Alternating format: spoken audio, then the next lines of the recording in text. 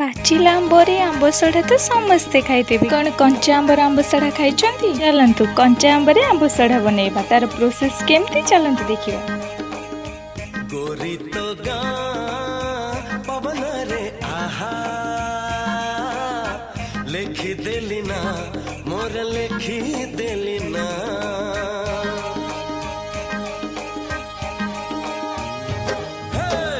गोरी तो गाँ पवन रे आहा लेखी देली ना मोर लेखी देली